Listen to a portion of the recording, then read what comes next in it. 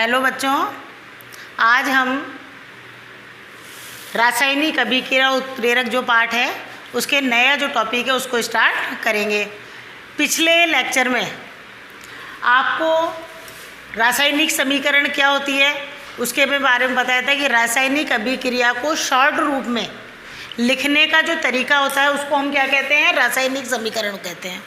उसके बाद में आपको स्टेप या चरण पढ़ाए थे कि रासायनिक समीकरण को लिखते समय कौन कौन से चरणों का ध्यान रखा जाता है, जैसे उसमें ताप को, दाब को, उसकी अवस्था ठोस है, द्रव है या गैस है, अभिक्रिया उत्क्रमणीय है या अनुत्क्रमणीय है, उसमें उत्प्रेरक कार्य कर रहा है, वो ऊष्माक्षेपी है या ऊष्माशोषी है।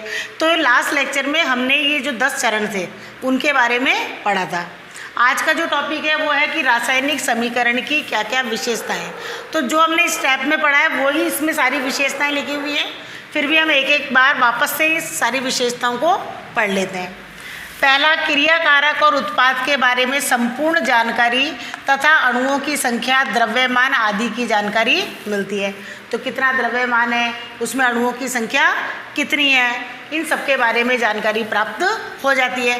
जैसे हम बैलेंस बताया था ना, आपको बैलेंस करना ज़रूरी होता है, किसी भी रिएक्शन को बैलेंस किस तरह से किया जाता है मैंने आपको बताया था हीट और ट्रायल मेथड से। तो उसमें अणुओं की जो संख्या होती है उसी को क्या करा जाता है, बैलेंस किया जाता है। दूसरा, पदार्थों की भौतिक अवस्था की जानकारी प्राप्त होती है। तो भौतिक अवस्था कौन सी होती है, ठोस, द्रव और गैस। तो रासायनिक समीकरण में भौतिक अवस्था की क्या होती है, जानकारी प्राप्त होती है। नेक्स्ट, रासायनिक अभिक्रिया के लिए आवश्यक परिस्थितियाँ, ताप, दाब, उत्प्रेरक आदि के बारे में पता चलता है। तो आपको बताया था कि उत्प्रेरक हो, ताप हो, दाब हो, उसको जो हम एरो लगाते हैं उसके ऊपर लिखा जाता है। नेक्स्ट, समीकरण ऊष्माक्षेपी या ऊष्माशोषी है, इसके बारे में पता चलता है। तो आपको चरण में पढ़ाया था, उसको प्लस और माइनस का चिन्ह लगा के उस ऊर्जा को आगे क्या व्यक्त किया जाता है। समीकरण अभिक्रिया की उत्क्रमणीयता के बारे में पता चलता है। तो उत्क्रमणीय का मतलब, जैसे अभिकारक या क्रियाकारक को यदि आपने उत्पाद में बदल दिया और उत्पाद वापस अभिकारक या क्रियाकारक में बदल जाए तो ऐसी अभिक्रिया को हम क्या कहते हैं, उत्क्रमणीय अभिक्रिया। और जिसमें अभिकारक या क्रियाकारक उत्पाद में तो बदल जाए लेकिन आप उत्पाद को वापस अभिकारक या क्रियाकारक में परिवर्तित नहीं कर सकते, तो उसको हम क्या कहते हैं, अनुत्क्रमणीय अभिक्रियाएं। तो समीकरण अभिक्रिया में उत्क्रमणीयता के बारे में भी पता चल जाता है कि कौन सी अभिक्रिया उत्क्रमणीय की है, यानी अभिकारक से उत्पाद और उत्पाद से अभिकारक में कौन कौन सी पदार्थ परिवर्तित होते हैं। लेकिन ये तो सारी विशेषताएं थी, लेकिन कुछ सीमाएं भी हैं। पहली सीमा क्या है, ये अभिक्रिया की पूर्णता की जानकारी नहीं देता है, यानी जो रिएक्शन चल रही है वो कब पूरी होगी आगे जाकर। तो आगे से आगे वो रिएक्शन होती जाती है और ये कब पूर्ण होगी इसके बारे में कभी भी पता नहीं चलता है।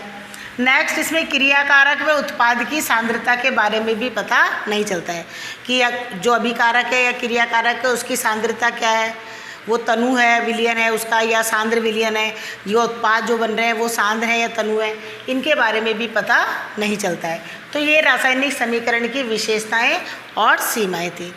अब हम पढ़ेंगे रासायनिक अभिक्रियाओं के प्रकार। अब जो ये लेसन जो नाम है आपके रासायनिक अभिक्रियाएं, अब इसमें हम बहुत सारी रासायनिक अभिक्रियाओं के बारे में पढ़ेंगे और इम्पॉर्टेंट है, एग्जाम में इन्हीं अभिक्रियाओं में से आपसे क्वेश्चन पूछे जाते हैं।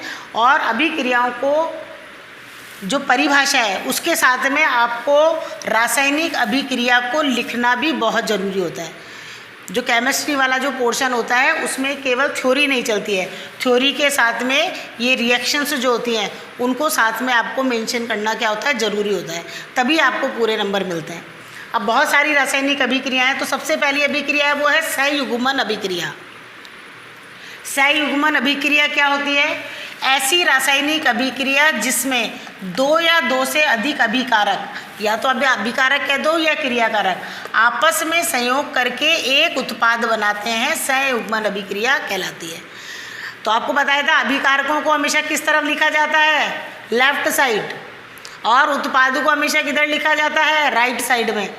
तो ऐसी अभिक्रिया जिसमें 2 या 2 से अधिक अभिकारक, जिनको हम किधर लिख रहे हैं, लेफ्ट साइड में, मिलकर एक सिंगल उत्पाद बनाते हैं, उसको हम क्या कहते हैं, संयुग्मन अभिक्रिया। अब जैसे इसके एग्जाम्पल है कोयले का दहन, ये वाला एग्जाम्पल मैं आपको पीछे भी पढ़ा चुकी हूँ।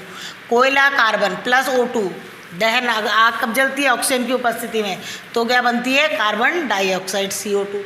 मैग्नीशियम फीते का दहन, जब मैग्नीशियम के रिबन को जलाया जाता है तो क्या बनता है, मैग्नीशियम ऑक्साइड, या जिसको हम कहते हैं मिल्क ऑफ मैग्नीशिया भी बनता है। तो अब अच्छा आप ये देखिए आप कि इसकी जब आप इसको जलाएंगे तो एक वाइट कलर का पाउडर मिलेगा जिसको हम कहते हैं मैग्नीशियम ऑक्साइड। अब आपको मैंने पीछे बताया था इस स्टेप में कि अभिक्रिया को बैलेंस करना क्या होता है, ज़रूरी होता है रासायनिक अभिक्रिया को, और उस मेथड का नाम क्या था, हिट एंड ट्रायल। हिट करो और ट्रायल करो। यहाँ पर मैंने इसको बैलेंस नहीं किया है तो यहाँ पर समझा रही हूँ मैं आपको पीछे का। जैसे यहाँ पर Mg का 1 है, लेकिन यहाँ पर Mg के कितने हैं, 2 हैं।